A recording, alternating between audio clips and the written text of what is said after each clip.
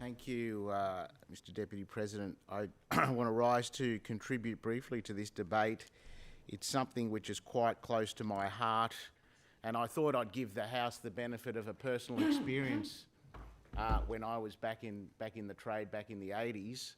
But before I do, I want to thank my colleague, the Honourable Adam Searle, for bringing this very, very important piece of legislation to the House, and also my other colleague, Anthony D'Adam, who's made 2 speeches on this, an adjournment and a PMS, and worked on the bill to a degree with my colleague Adam Searle. This is a very, very important piece of legislation because safety in the workplace in New South Wales has largely relied on a goodwill, proactive approach on behalf of the employer, and without any culpability on their behalf in the event of industrial manslaughter. Back in the 80s, I was an apprentice for what was then known as the Sydney County Council. People would now know it as Ausgrid. About 16, 17 years old, 2nd or 3rd year apprentice, was in the middle of winter. Fortunately, for me, it was in the middle of winter because I had several layers of clothing on. We were asked to go out to a pole transformer out at Kurnell and take what we call full load readings, which involved climbing up the pole transformer and leaning out on a body belt with a tong ammeter to measure the load on that particular transformer so that it feeds into statistics and they could tell where they needed to put in extra capacity.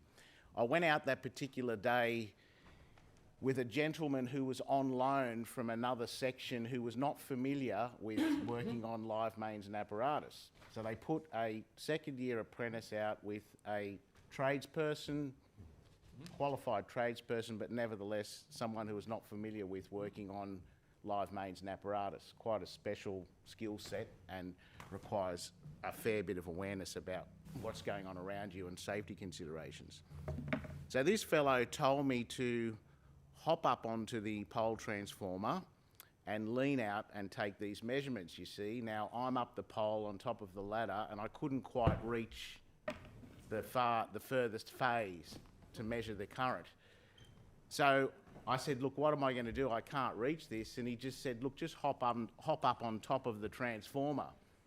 Now, those transformers, if people have been observant, they have 11,000 volt leads feeding them on the high voltage end, and they're covered with what looks like black insulation, but the black insulation is actually not rated.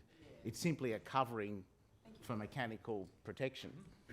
And being a 2nd year apprentice and not being perhaps as switched on as I should have been, I didn't realise that this was the case.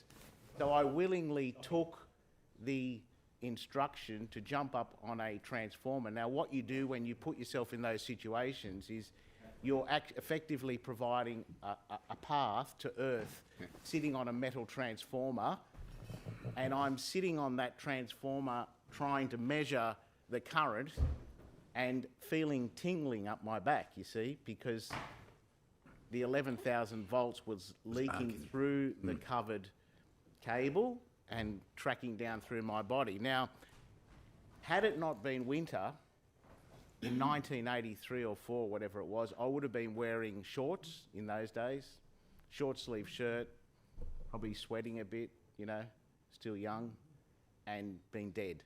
I would not be here talking to you today. There is no doubt about it whatsoever. Fortunately, I had long pants on, and I had a singlet, a shirt, and a jumper, which was enough to prevent the tingling from being a high voltage shock.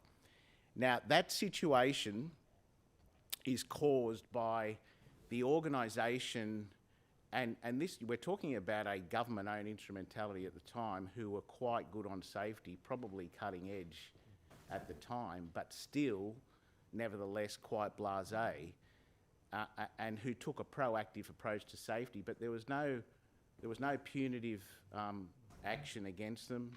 There was no compulsion on their behalf, no liability had they put apprentices in this situation.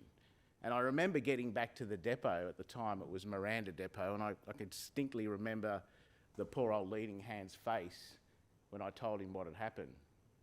I said, you know, I got up on that transformer and there was tingling. Are those droppers, are they rated insulation? and the blood, I could see the blood draining from his face. And he said, no, they're just covering. You don't treat them as insulation. Why did you get up there? And I said, well, X told me to jump up there because I couldn't reach the...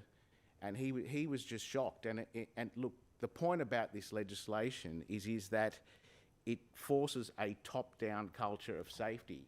If people know that there are very real penalties and they can be held personally liable and collectively liable, then it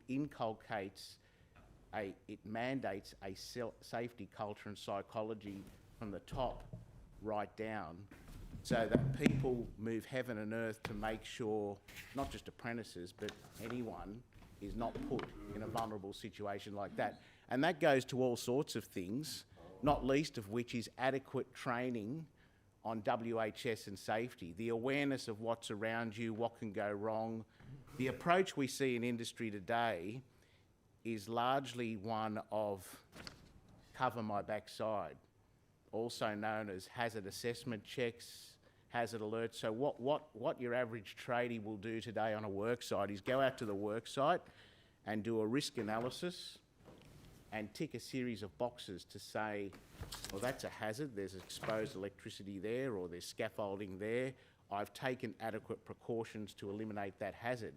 So that when an accident happens, the paperwork's produced and Safe Work can say, oh, well, you went through the hazard check, the company's done everything it should, they gave you the hazard assessment, and it's more about a system of paper trail to prove that something's been done rather than a substantive attempt to inform the worker and not place the worker in those situations.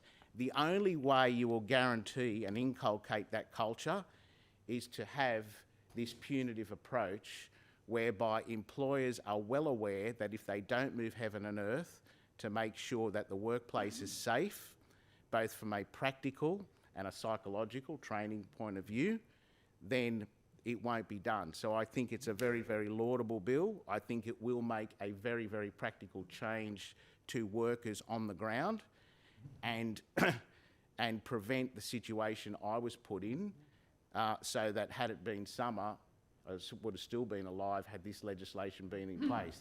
As I said, the only reason I'm here is because it was winter and it was pure luck. So again, I commend the work of my colleague, the Honourable Adam Searle, on putting it forward, commend the bill to the House, and I'd ask that the House support it fully. Thanks.